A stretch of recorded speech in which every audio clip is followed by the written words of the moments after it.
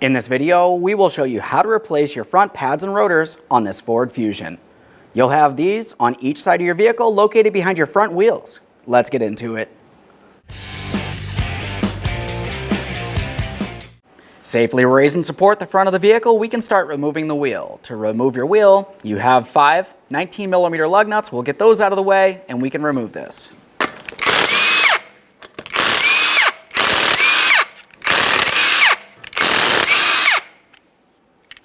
Take hold of the wheel, remove it from the vehicle. Now with the wheel off, we have a clear view of our brakes and our brake caliper.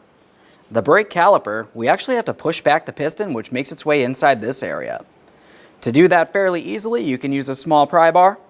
We're just going to make our way right in between this area. Essentially, we're pushing up against the caliper and the rotor, trying to push the caliper outward.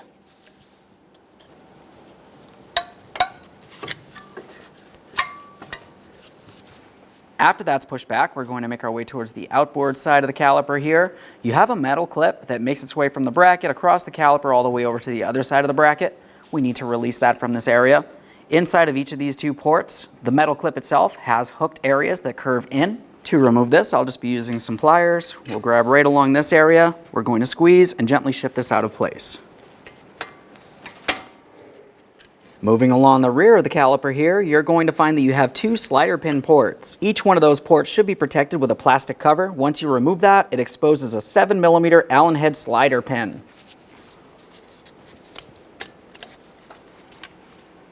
Quick inspection of those, you will be reusing them.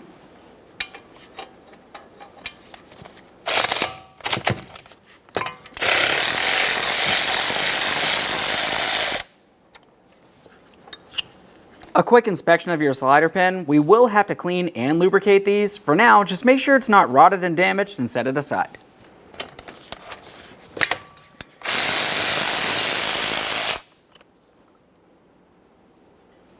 Continuing from here, take hold of the caliper and start removing it from the area. You'll find that the inboard pad stays attached. It's time to dislodge the inboard pad. For that, you just want to press it out of the piston. It has a couple locking clips holding it in place. A quick inspection of the inboard pad and we can set that aside. Once you have it removed, you need to inspect around the caliper piston. If you see any fluid coming out of this area, that means you have fluid coming out of the dust boot and the internal seal on the caliper itself is bad. If that's the case, you want to go ahead and replace it. This one looks fine. We'll confirm that this is all the way pushed in. Hang it aside, putting no pressure on our flex hose.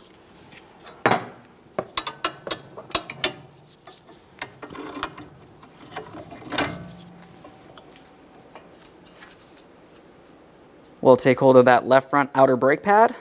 Continuing from there, we're going to remove our caliper bracket from the area. Looking along the back side of the caliper bracket and the knuckle, you're going to find 2 18mm mounting bolts holding the two together. We'll remove the first bolt, a quick inspection, and start it back in just a couple threads, holding this caliper bracket in place.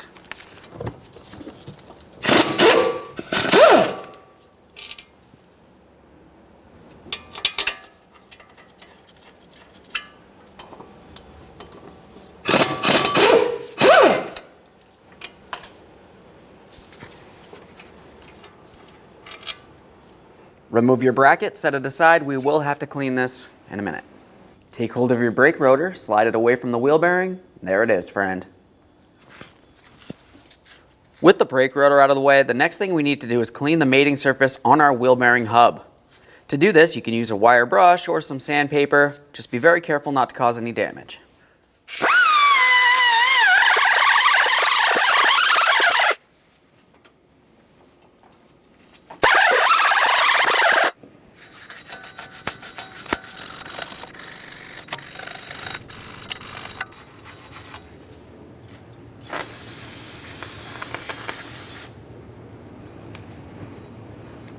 Once you're sure it's clean and free of miscellaneous debris, continue on with some copper anti-seize along the mating surface.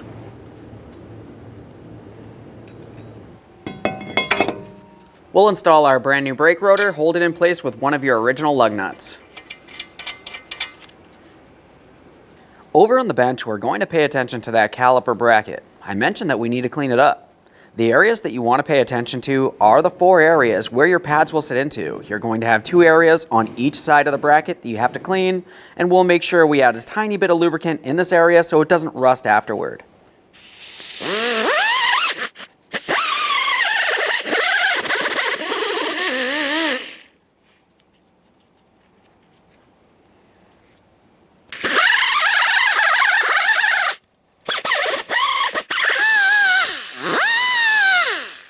Once they're cleaned, we'll just add a tiny bit of high temperature lubricant here.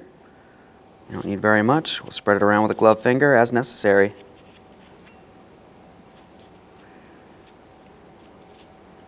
Repeat the process on the other side of the bracket. Let's get this over to the vehicle. Slide this into position, start in each of your 2 mounting bolts.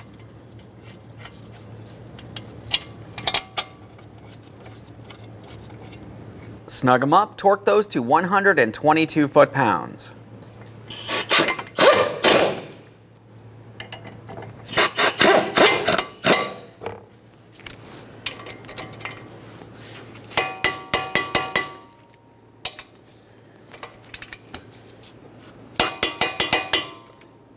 Continuing from there, let's prepare the caliper for installation now.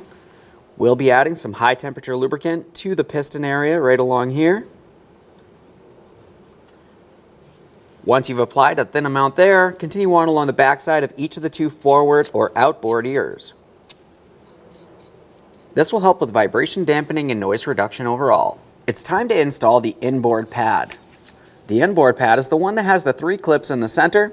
We'll need to align those with the center of the piston and gently press this in. Make sure you have the pad in the proper orientation. Just going to spin it so you can see what's happening here.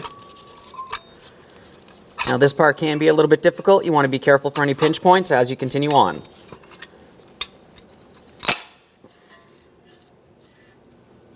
While holding on to that, take hold of the outboard pad. We're going to slide it right into the bracket here. It should sit right into place. Now we can swing this entire thing into the proper placement. Once you've cleaned and lubricated your slider pins with high temperature caliper lubricant, go ahead and start sliding those right into the ports on the caliper.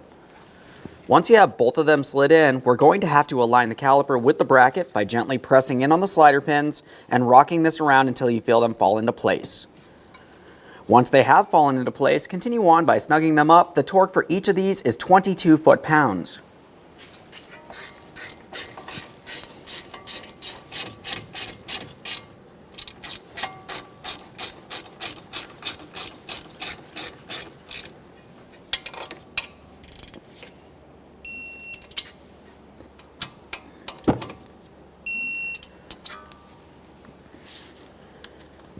Now that those are torqued, we'll install our protective covers. Just slide them right into position, make sure they're secure. Now we'll make our way out here. We had that metal clip that made its way across the caliper and the bracket. Our kit came with a brand new one, so that's what we'll be using. When installing this, keep in mind it will be under spring pressure as you attempt to sliding it into position, so just be very careful it doesn't potentially fly off and hurt you in any way.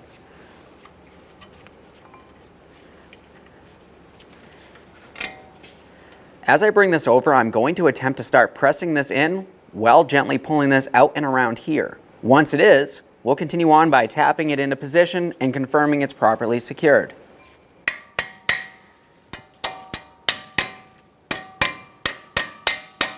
Give it a couple taps, move it around, ensure it's properly secured so it does not fall off on you while you're driving down the road. Now we can remove our safety lug nut there and reinstall the wheel. Now it's time to install our front wheel. We'll get this in place. Start on all 5 of our 19mm lug nuts. Once we have them bottomed out, get the wheel safely back on the ground and torque each of them to 100 foot-pounds.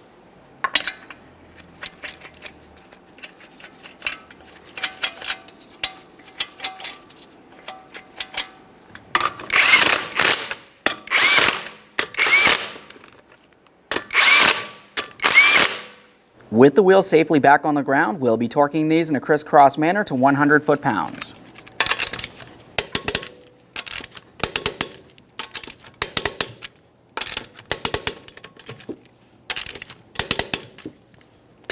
Torqued.